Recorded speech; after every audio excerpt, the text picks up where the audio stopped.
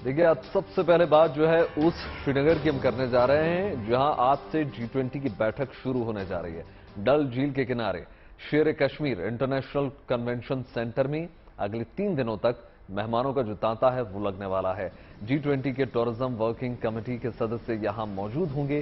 श्रीनगर में होने वाली बैठक में हिस्सा लेने 60 से अधिक डेलीगेट्स पहुंच रहे हैं और इस बैठक में आपको बताते हैं फिल्म और इको टूरिज्म पर अलग अलग सेशंस की चर्चा होगी। आज से 24 मई तक चलने वाली इस मीटिंग को देखते हुए श्रीनगर शहर को स्मार्ट सिटी प्रोजेक्ट के तहत नया अंदाज, नया लुक देने की कोशिश है और सड़क से लेकर फुटपाथ तक श्रीनगर कुछ अलग ही नजर आ रहा है।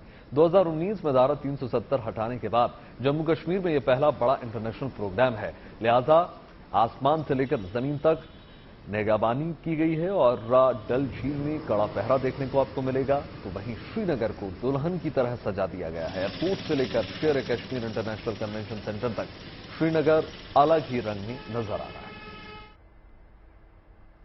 तो ये तमाम तस्वीरें हैं जो न सिर्फ हिंदुस्तान की ताकत बयां कर रही हैं, बल्कि अगर आप कूटनीतिक लिहाज से देखें तो कश्मीर में इस प्रकार का प्रोग्राम होना यह अपने आप में एक संदेश देने की कोशिश है, न कि अंतर्राष्ट्रीय मंच पर बल्कि अपने पड़ोसी देश पाकिस्तान को भी और चीन को भी एक संदेश देने की कोशिश की गई है। इस प्रकार का प्रोग्राम अगर कश्मीर में होता है तो ये तो निश्चित तौर पर साबित हो जाता है कि कश्मीर पर किसका हक है और किसको जताना चाहिए। तमाम रंग देखने को मिल रहे हैं, ना सिर्फ रंग रोगन देखने को मिल रहे हैं, तमाम सजावट देखने को मिल रही है, बल्कि ऐसी तैयारियां की गई हैं जिसमें बात अगर तमाम जायके की हो या फिर साजो सज्जा की हो, हर तरीके से जो है डेलीगेट्स को प्रसन्न करने की, खुश करने की कोशिश।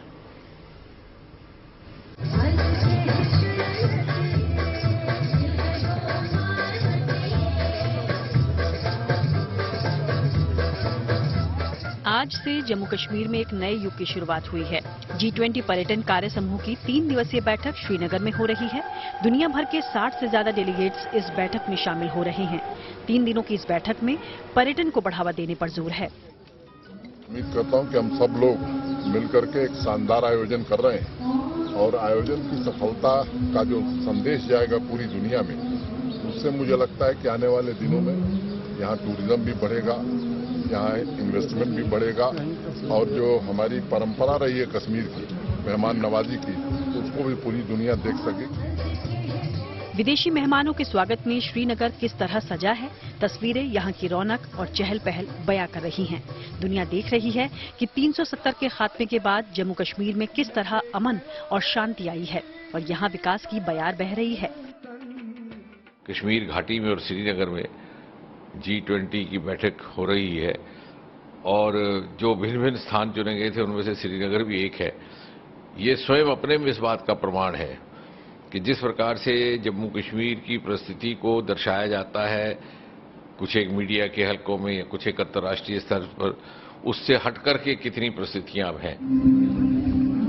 डल झील के किनारे शेर कश्मीर इंटरनेशनल कन्वेंशन सेंटर में G20 वर्किंग ग्रुप की बैठक हो रही है। इसके मद्देनजर आकाश से लेकर जमीन तक सुरक्षा बलों की नजर है। डल झील में मार्कोस कमांडोज का पहरा है। कुछ एडवाइजरी भी जारी कर दी गई है सुरक्षा एजेंसियों की तरफ से, जिसमें कहा गया है कि खासतौर से जो सिविलियन मूवमेंट है उसको कुछ इलाकों में रिस्ट्रिक्ट कर दिया गया है और जितनी भी इमारतें, ऊंची इमारतें श्रीनगर शहर में हैं, उन पर कमांडोज जो हैं उनको तैनात किया गया है। एनएसजी कमांडोज के साथ साथ जम्मू कश्मीर पुलिस का स्पेशल ऑपरेशन ग्रुप, सीआरपीएफ और बाकी जो सुरक्षा अमला है वो पूरी तरह से जो है इस सुरक्षा के कामजाम में लगा हुआ है। श्रीनगर में हो रही बैठक में G20 देशों के अलावा Bangladesh, Mauritius, Netherlands, Nigeria, Oman, Singapore, Spain, UAE जैसे देशों के प्रतिनिधि भी भाग ले रहे हैं। अगस्त 2019 में अनुच्छेद 370 हटने के बाद से जम्मू और कश्मीर में ये पहला बड़ा अंतर्राष्ट्रीय कार्यक्रम है। इससे पाकिस्तान और चीन को मिर्ची लगी हुई है। प्रोपेगेंडा फैलाकर पाकिस्तान इस बैठक को रोकने की कोशिश कर रहा था। इस साजिश में चीन ने भी उसका साथ दिया, लेकिन भारत के आगे दोनों की एक न चली। आज विदेशी मेहमानों और G20 की बैठक से श्रीनगर गुलजार है और इसकी चर्चा पूरी दुनिया में हो रही है। श्रीनगर से अशरफ वानी के साथ bureau report, good news today. धरती का स्वर्ग कहे जाने वाले कश्मीर का जो नजारा है वो बदला हुआ है। वहां की दीवारें अपनी कहानी खुद ब खुद बयां कर रही हैं। शहर के फ्लाईओवर से पिलर पर सुंदर पेंटिंग्स बनाई गई हैं। जो वहां से गुजर रहा है उनका ध्यान जो है उन्हीं पर पड़ रहा है। इन पेंटिंग्स के जरिए वहां की संस्कृति और कला के रंगों को देखने की, उसे दिखाने की कोशिश की गई है। शहर रंग बिरंगे झंडों से पटा हुआ है। बैठक से पहले ये नजारा वहां घूमने पहुंचने सैलानियों को भी ज्यादा पसंद आ रहा है। आप देख सकते हैं कि किस तरीके से श्रीनगर का श्रृंगार किया गया है।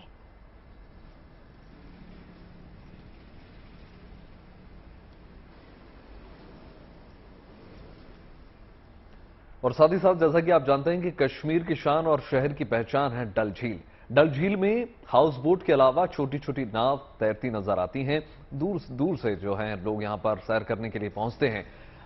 अब जब श्रीनगर में G20 बैठक हो रही है, ऐसे में वहां के कारोबारियों और हाउस बोट मालिकों को आने वाले वक्त में सैलानियों की संख्या बढ़ने की उम्मीद निश्चित तौर पर है, क्योंकि इस प्रकार का आयोजन G20 सम्मेलन, एक तो मेजबान जो है इंडिया है और उस प्रकार का नजारा देखने को मिल रहा है, निश्चित तौर पर सैलानियों की संख्या बढ़ना स्वाभाविक है।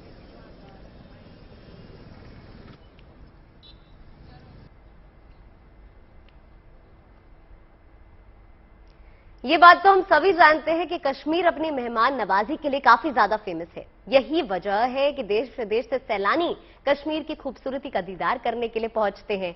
ऐसे में कश्मीर में होने वाली G20 बैठक में शामिल होने वाले मेहमानों की सुरक्षा के साथ साथ उनकी सेहत का भी पूरा ख्याल रखा जा रहा है।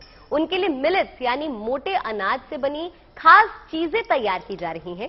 इसके लिए कई युवाओं को ट्रेनिंग दी जा रही है। असल में मिलेट्स में न्यूट्रिशनल वैल्यू बहुत ज्यादा होती है और इन्हीं खूबियों की वजह से विदेशी मेहमानों को मिलेट्स के पकवान परोसे जाने की तैयारी है। तस्वीरें आप देख सकते हैं, न सिर्फ कश्मीर को बहुत खूबसूरती से सजाया गया है, बल्कि जो सदस्य देशों के 60 से भी ज्यादा डेलीगेट्स आने वाले हैं G20 बैठक में शामिल होने के लिए, उनके जायके का भी यहां पे पूरी तरीके से ख्याल रखा जा रहा है।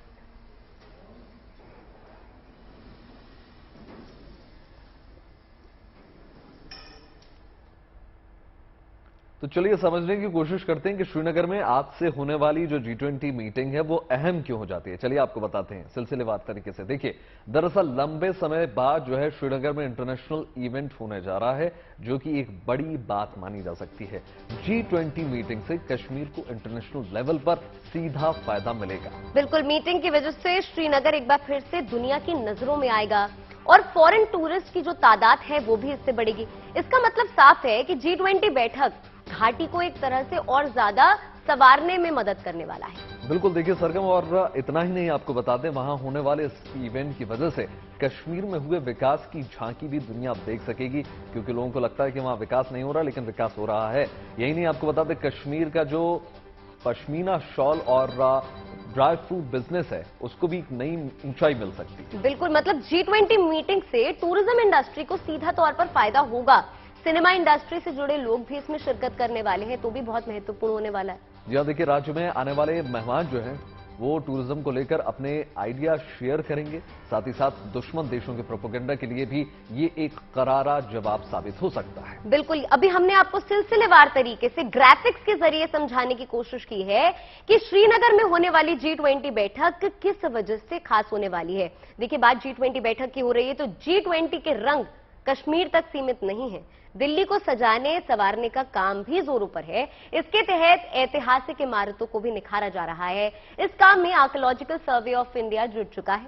दिल्ली की ऐतिहासिक और पुरानी इमारतों की रंगत किस तरीके से लौट रही है, देखिए हमारी इस खास रिपोर्ट में।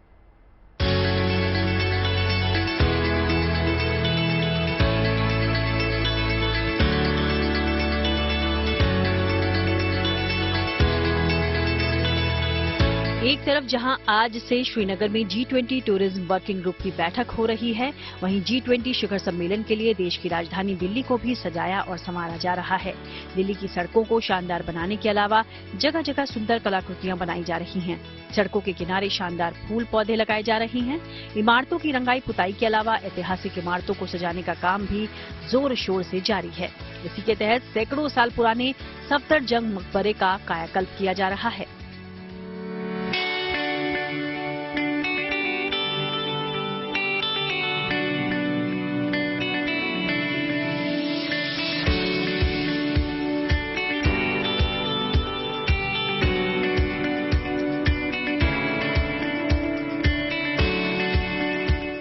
ऐतिहासिक सफदरजंग मकबरा इतना पुराना है कि ये जगह जगह से टूटने लगा है, लेकिन आर्कियोलॉजिकल सर्वे ऑफ इंडिया ने अब इसे दुरुस्त करने का काम शुरू कर दिया है। मकबरे के सामने का फर्श टूट चुका था, लेकिन अब मकबरे से मिलते जुलते लाल बालू के पत्थरों से फर्श को दोबारा बनाया गया है। मकबरे में मौजूद फाउंटेन चलने बंद हो गए थे, लेकिन अब उन्हें भी चालू कर दिया गया है। मकबरे के चारों तरफ रंग बिरंगी लाइट्स भी लगाई गई हैं, ताकि रात में इसकी खूबसूरती में चार चांद लगाए जा सके। मकबरे के ऊपर का गुंबद टूटने लगा था, पत्थर पीले पड़ने लगे थे, अब इन्हें दुरुस्त किया जा रहा है। करीब 30 साल बाद एएसआई ने मकबरे की मरम्मत का काम शुरू किया है। एएसआई की कोशिश है कि मकबरे को उसके पुराने स्वरूप में वापस लौटाया जाए।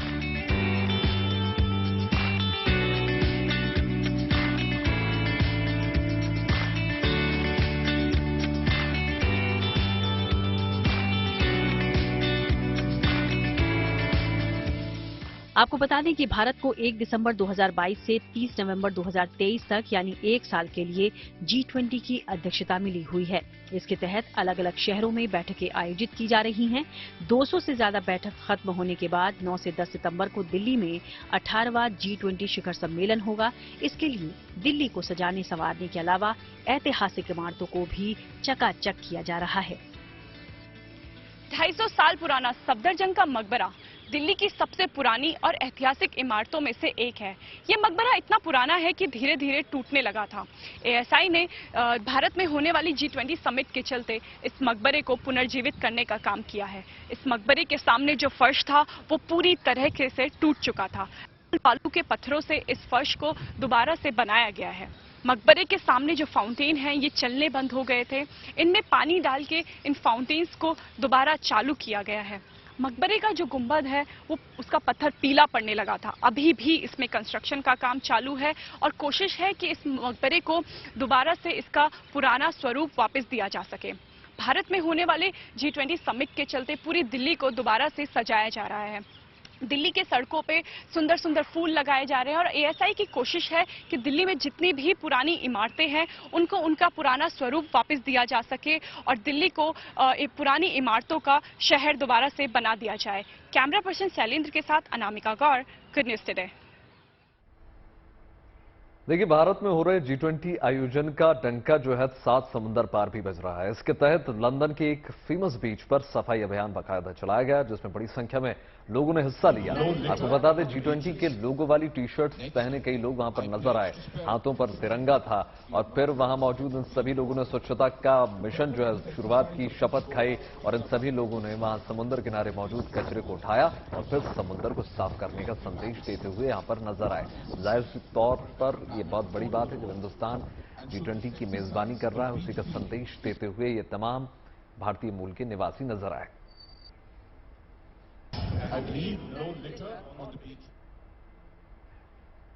आज लगभग हर अंतर्राष्ट्रीय मंच से नए हिंदुस्तान सशक्त भारत की झलक नजर आ रही है और इसी के साथ प्रधानमंत्री नरेंद्र मोदी की लोकप्रियता भी लगातार बढ़ती जा रही है। आज जापान, रूस हो या फिर ऑस्ट्रेलिया से लेकर अमेरिका तक, जिधर देखो बस प्रधानमंत्री नरेंद्र मोदी की ही चर्चा हो रही है।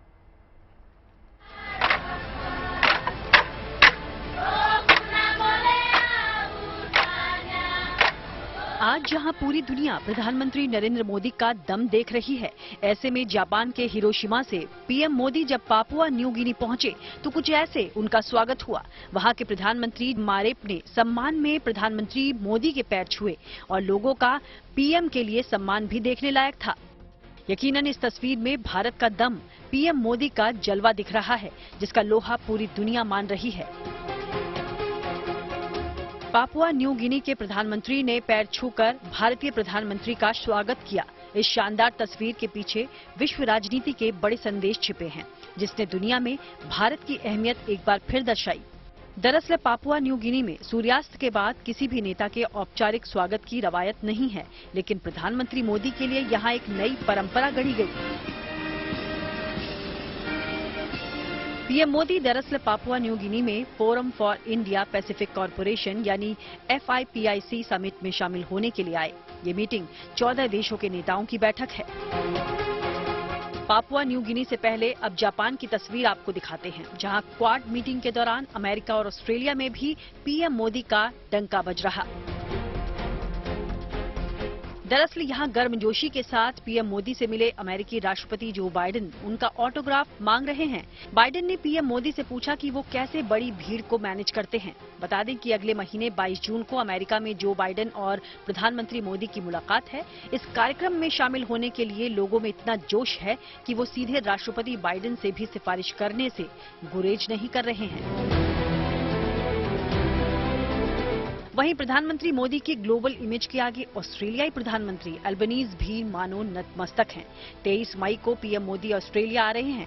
सिडनी में पीएम मोदी का एक कार्यक्रम है जिसमें 20,000 लोग शामिल होंगे। लेकिन ऑस्ट्रेलियाई प्रधानमंत्री अल्बनीज ने भी बेहद हल्के फुल्के अंदाज में अपनी परेशानी को बयां किया और कहा कि कार्यक्रम में शामिल होने के लिए उनके पास क्षमता से ज्यादा लोगों की रिक्वेस्ट आ रही है। सोशल मीडिया प्लेटफॉर्म ट्विटर पर पीएम मोदी के करोड़ों चाहने वाले हैं। इस मंच पर फैन फॉलोइंग के मामले में दुनिया के बड़े बड़े धुरंधर नेता पीएम मोदी से कहीं पीछे हैं। ऐसे में उनकी लोकप्रियता यकीनन उनको दुनिया का सर्वश्रेष्ठ और सबसे प्रभावशाली नेता बना रही है। Bureau report, good news today. और सारा अली खान की नई फिल्म जल्द रिलीज होने वाली है। अपनी फिल्म जरा हटके जरा बचके के प्रमोशन के लिए विक्की कौशल और सारा अली खान अजमेर पहुंचे और यहां दोनों ने पहले सूफी संत ख्वाजा मोइनुद्दीन हसन चिश्ती की दरगाह में जियारत की और फिर जो है अजमेर से करीब 45 किलोमीटर दूरी पर रामसर गांव पहुंचे और वहां पर उन्होंने एक ऐसे परिवार से मुलाकात की जिसमें 185 सदस्य हैं। देखिए।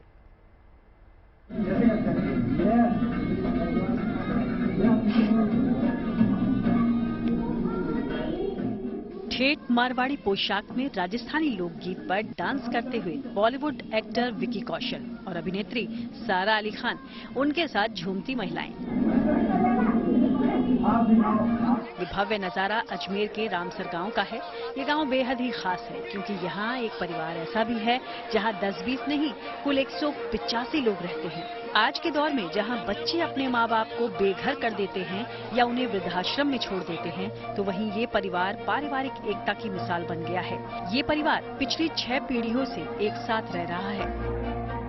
12-13 बुआ और 15-16 25 बेटा है आपने और सुखदाई देवर है और 10-15 बेटा है। मोकलो परिवार है और 15-16 पोता पोती है। चूल्हों पर बाटी और रोटी बनाती ये महिलाएं इस बड़े और संयुक्त परिवार की ही सदस्य हैं। ये महिलाएं परिवार के पूरे 185 लोगों के लिए खाना बना रही हैं। महिलाएं सुबह 4 बजे से ही खाना बनाने में जुट जाती हैं। यहाँ पर 13 चूल्हों पर इस परिवार के लिए खाना बनता है। एक समय में 2 चूल्हों पर 25 किलो सब्जी बनाई जाती है, जबकि 11 चूल्हों पर 25 किलो आटे की रोटियां बनाई जाती हैं। मतलब ये कि परिवार न सिर्फ एक साथ रहता है बल्कि इनका खाना पीना भी एक साथ होता है। रोटी तो कहीं है कि 25 किलो तो सब्जी बने, जो 3 बजे 4 बजे चूल्हा चेक जा, 5 बजे खानों बनावा लग जा और फिर 6 बजे खानों खा पड़ा, 6 बजे वो चालू हो जाए। मारवाड़ी की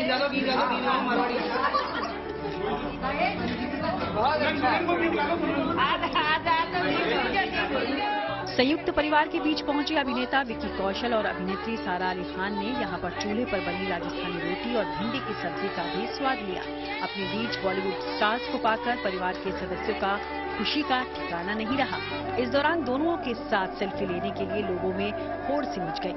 विक्की और सारा ने परिवार के सभी सदस्यों के साथ फोटो भी खिंचवाई। परिवार के सदस्यों ने भी दोनों के स्वागत और मेहमान नवाजी में कोई कोर कसर नहीं छोड़ी। दोनों ने अपनी अपकमिंग फिल्म जरा हटके जरा बचके देखने के लिए राजस्थानी भाषा में लोगों से हाथ जोड़कर अपील भी की। हमारी फिल्म जरा हटके जरा बचके आ रही है 2 जून को। यहाँ इस परिवार को देखकर वापस एहसास हुआ कि परिवार में कितना प्यार है। इस पूरे परिवार में इतने लोग हैं, इतनी हटके परिवार मैंने नहीं देखी है। और बस प्यार के साथ आप लोग आइए, हमारी फिल्म देखिए बस। आज के समय में संयुक्त परिवार की जगह एकल परिवार ने ले ली है। लोग अपने परिवार, नाते रिश्तेदारों, सगे संबंधियों से दूर होते जा रहे हैं। एक दूसरे के प्रति पारिवारिक मोह खत्म साफ होता दिख रहा है। ऐसे में रामसर गांव का ये संयुक्त परिवार दूसरों के लिए एकता की मिसाल जरूर बन गया है। अजमेर से चंद्रशेखर शर्मा के साथ bureau report, good news today. अब खबर आपके काम की। जिन लोगों को 2000 रुपए के नोट बदलने हैं उनके लिए राहत की खबर है। देखिए, कल से लेकर 30 सितंबर तक 2000 रुपए के नोट बदले जाएंगे। इस बीच नोट बदलने को लेकर देश के सबसे बड़े बैंक यानी स्टेट बैंक ऑफ इंडिया ने गाइडलाइंस जारी कर दी हैं। क्या है ये गाइडलाइंस, वो भी आपको बता देती हूँ। एसबीआई ने कहा है कि 20,000 रुपए की सीमा तक के अमाउंट के लिए रिक्विजिशन स्लिप यानी मांग पर्ची भरने की जरूरत नहीं होगी। इसका मतलब यह है कि लोग बिना पर्ची भरे एक बार में 2000 के नोट के 10 नोट बदल सकते हैं। आपको बता दें कि सोशल मीडिया पर इस तरह के दावे किए जा रहे थे। ऐसा कहा जा रहा था कि 2000 रुपए के नोटों को बदलने के लिए आधार कार्ड दिखाने के साथ एक फॉर्म भी आपको भरना होगा। लेकिन एसबीआई ने जो सर्कुलर जारी किया है उसमें भी फॉर्म भरने या आईडी देने की आपको जरूरत नहीं है। 2000 के नोट बदलने के मामले में दूसरे बैंक भी। ऐसे में अगर आपके जहन में भी ये सवाल था कि क्या आपको या फिर आपको अपना आधार कार्ड दिखाना पड़ेगा, तो ये सब कुछ क्लियर हो के बाद, और साथ ही में बाकी बैंकों को भी इन गाइडलाइंस को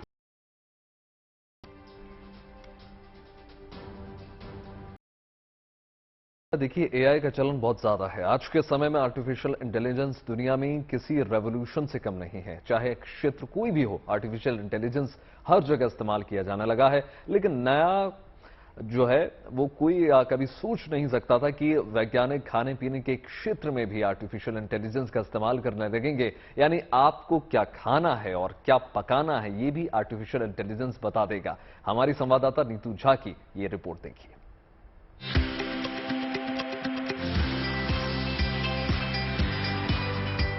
जिस तरह से एक मां घर के सभी सदस्यों के खाने पीने की फरमाइश पूरी करती रही है, उसी तरह से साइंस भी अब इस रास्ते पर चल पड़ी है। आपको क्या खाना है, क्या पकाना है, इसके लिए बस घर में मौजूद इंग्रेडिएंट्स बताएं और इन सवालों का हल आर्टिफिशियल इंटेलिजेंस से पाएं। मान लीजिए मैं आपको स्पिनच देती हूँ। अभी देखिए, आपको बड़ी स्क्रीन पे तस्वीर दिखेगा, आप आवाज मेरी सुनेंगे लेकिन आप स्क्रीन के जरिए देख पाएंगे कि क्या बनाकर देता है आपको। अगला हम ले लेते हैं कॉर्न। चलिए आज हेल्दी खाना बनाया जाए।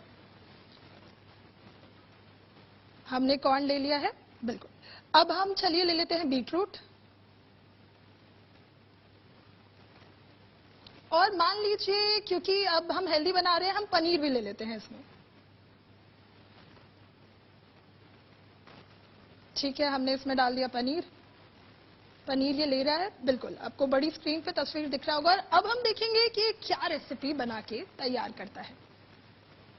और अब जैसे ये जो प्रोसेस है, ये आपको एक रेसिपी ऐसे बना के देगा। आपको कुछ देर देखिए, इसने बना दिया है chilled beetroot and corn in paneer Bengali style.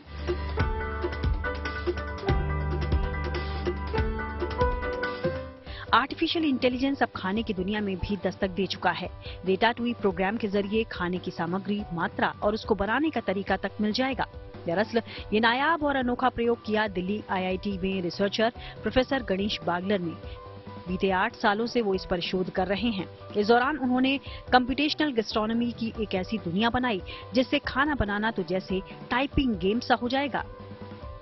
पिछले 8 साल में डेटा कलेक्ट करना, उसको क्यूरेट करना, अच्छे तरीके से प्रेजेंट करना, एल्गोरिदम्स बनाना, और आज जब हमने 2-3 साल पहले सोचा कि भाई क्यों ना हम आर्टिफिशियल इंटेलिजेंस का इस्तेमाल करते हुए कोई शेफ, कोई एक्सपर्ट कुक जैसे नई रेसिपी बनाने की सोच सकता है, क्या कंप्यूटर शेफ की तरह सोच सकता है, ये सोचते हुए एल्गोरिदम बनाया है इस सारे नॉलेज का इस्तेमाल करते हुए।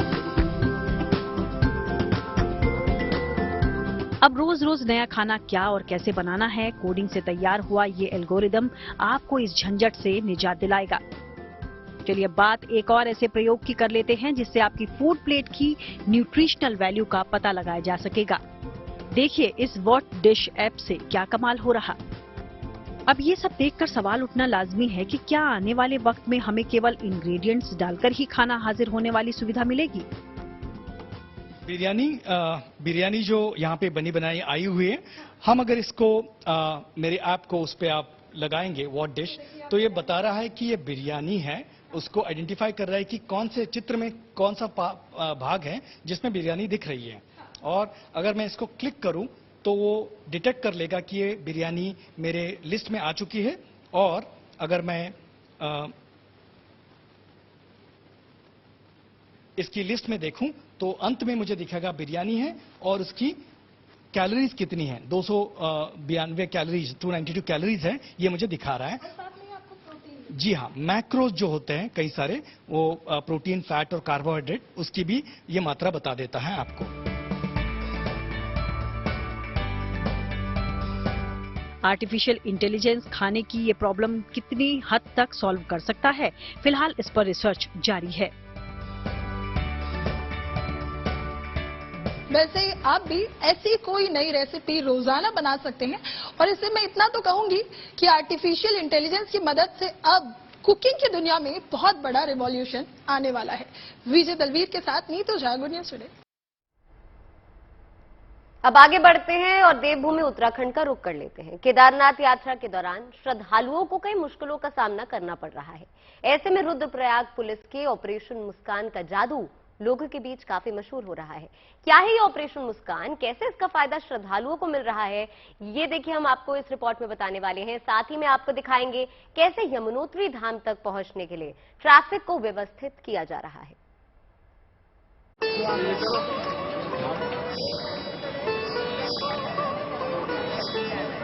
उत्तराखंड में चारधाम यात्रा पर भले ही मौसम की मार रह रह कर हो रही हो, लेकिन उससे मुकाबला करने और देसी विदेशी श्रद्धालुओं की सहूलियत का खास ख्याल भी रखा जा रहा है। इस दौरान रुद्रप्रयाग पुलिस की एक मुहिम काफी सुर्खियां बटोर रही। ये मुहिम क्या है, इससे पहले बता दें कि 11वीं ज्योतिर्लिंग केदार बाबा की पैदल यात्रा कई चुनौतियों से भरी है। कोई घोड़े खच्चर, कोई डंडी कंडी या फिर कोई पैदल चलता है। साथ आए लोग पैदल मार्ग पर एक साथ नहीं चल पाते। इसी वजह से रास्ते में कई परिजन आपस में बिछड़ भी जाते हैं। बस इसी दिक्कत को कम करने के लिए ऑपरेशन मुस्कान जैसी मुहिम को चलाने की जरूरत पड़ी।